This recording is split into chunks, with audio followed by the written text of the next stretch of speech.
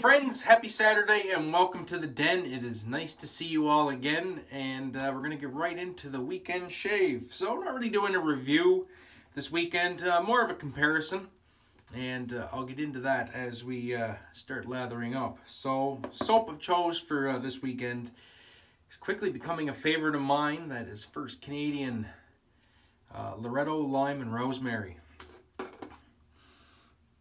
The most excellent scent. And it is a very soft soap, so once again we are going to use the soft soap loading method. So quickly wet the face with some cold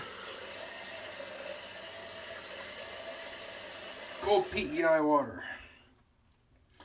And the brush that was soaking in cold distilled water, Coyote Cuts Psychedelic Funk 24 mil tuxedo knot. Love this brush. Very big fan of the synthetic knots. And we'll just very lightly load this. Just want to pick up that soap right off the top there. Actually, we're digging in a little bit. Stand to use a bit more water in the brush. Oh, this stuff smells amazing. Hopefully everybody's having a great weekend, and that looks good right there. That has picked up a ton of soap into the bristles. Yeah, hopefully everybody's having a great weekend. Mine is going pretty good. Looking forward to this shave. I haven't shaved for the last 3 days.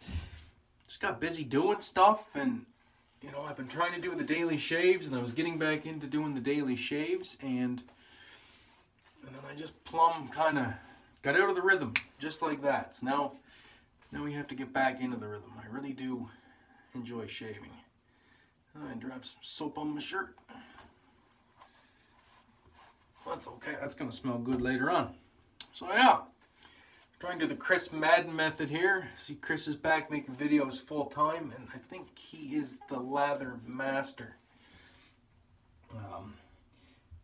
If you're watching these videos and you haven't subscribed to Chris Madden over at Another Cut Above, you need to go check him out.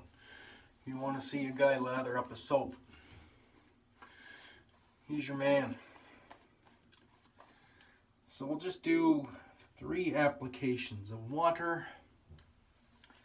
Get this nice and translucent, and then we'll splay the tips.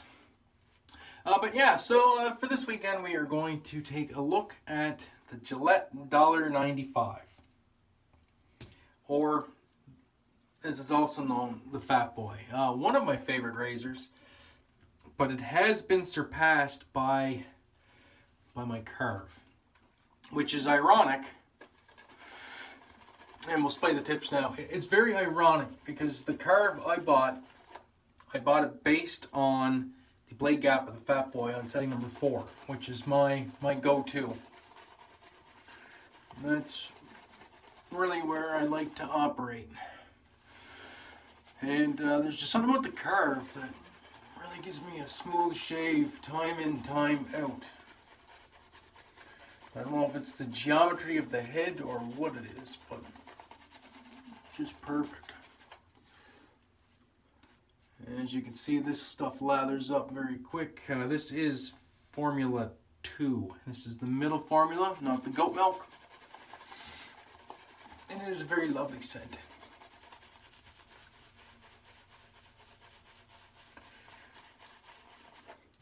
But yeah, the Fatboy is the culmination of a lot of R&D by Gillette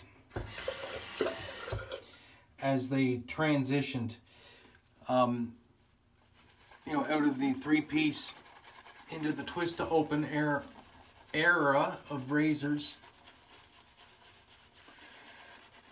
And the thing about Gillette, and it's the same nowadays too, and I believe Matt Pisarskik over at Razor Emporium has mentioned this, so this really isn't my own my own thought process either. A lot of this information comes from Matt, but their number one goal has never been about selling razors. It's about selling blades. And you still see it even today with their marketing for their multi-blade handles. You know, you look at it, you know, you go buy a brand new Fusion or Pro Glide or whatever the heck handle is out now. And it's pretty cheap, but they get you with the blades. And that's always been their motto, and it continues to this day. And that's just a gorgeous lather. Look at all that down there in the flow through. There's freaking lather everywhere. So we're going to stop with that. Get that into the scuttle. So yeah, selling blades is their shtick. And we'll take a quick look at the razor here, and then I'll explain how they kind of came about. And then I'm gonna A and B this to my curve as well.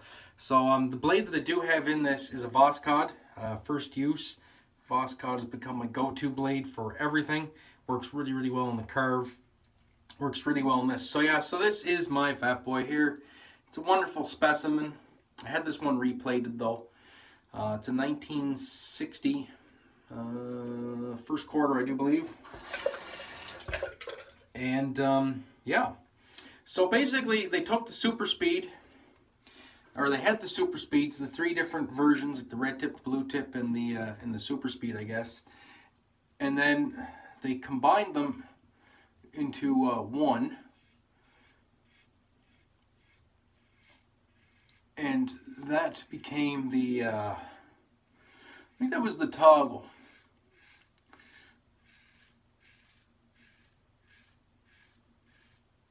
Or was the toggle adjustable? Maybe not. Maybe the toggle wasn't adjustable. But the toggle was fast opening, and that was the start, kind of the start of things. And then based on the popularity of the super speeds,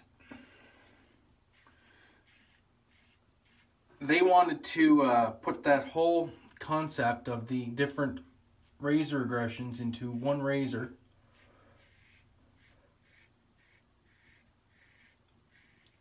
And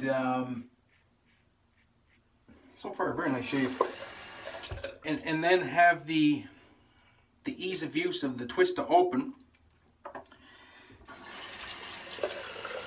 So they came out with the bottom dial was the first iteration of this.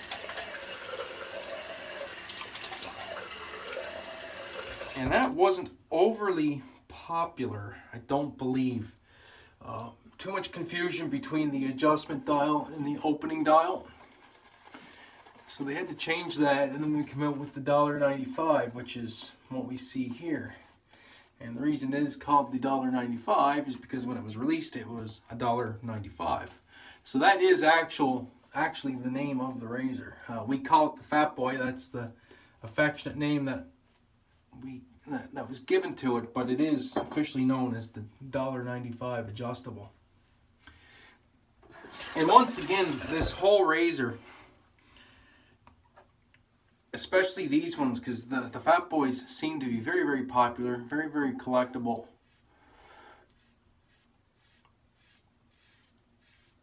Gillette could care less about these razors, these handles. All they wanted to do was sell blades. And that's where they went with the twist to open. And then making this adjustable, so you can have three different blades in one, or three different razors in one, basically.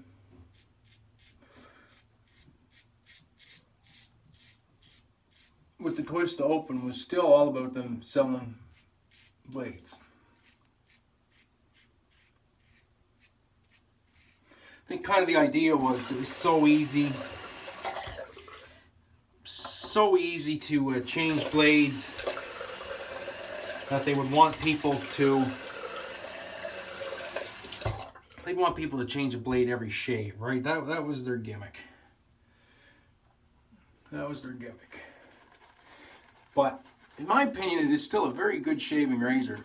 I am getting a very nice shave here today.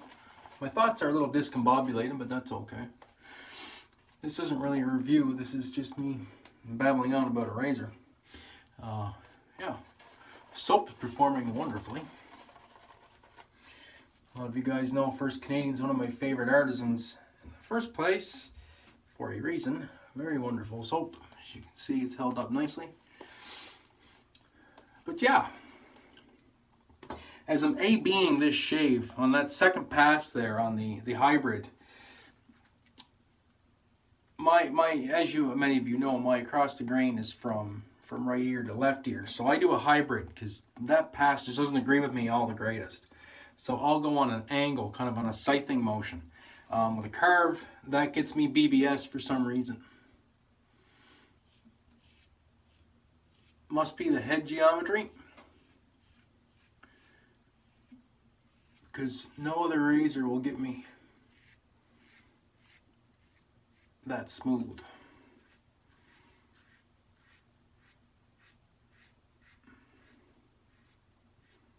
On that pass. This is pretty close though. It's close.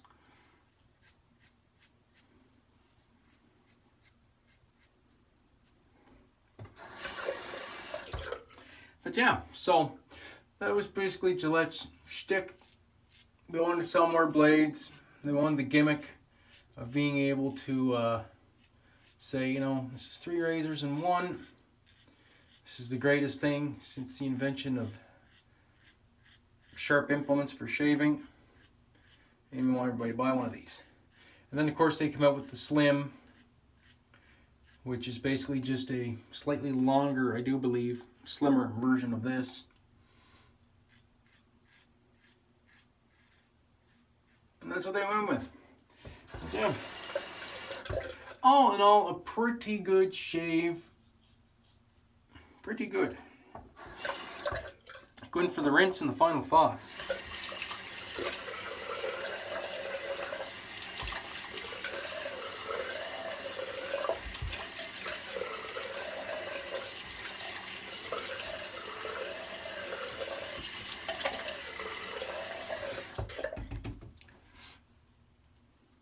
Great residual slickness there too on that soap.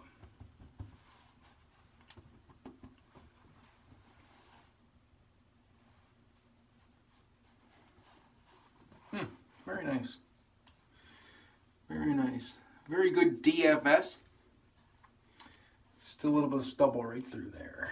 I'm not going to even bother doing the cleanup. And yeah, for the splash, I'm going to go with Mojito Chill. I want something a little cold, and I think the lime in this will kick off nice with the lime and the rosemary and lime, I do believe. Plus, I'm getting highly addicted to this Mojito Chill stuff. It is unreal. The scent is just ungodly good. Yeah, very nice. Oh, that's very cold.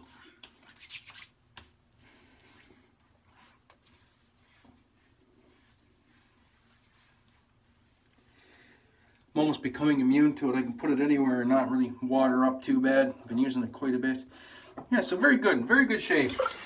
On the AB, I think, on the AB between the Fatboy on setting 4, which is a blade gap of 0.74 millimeters, with the Carve with a beat plate, which is a blade gap of 0.73 millimeters, essentially identical.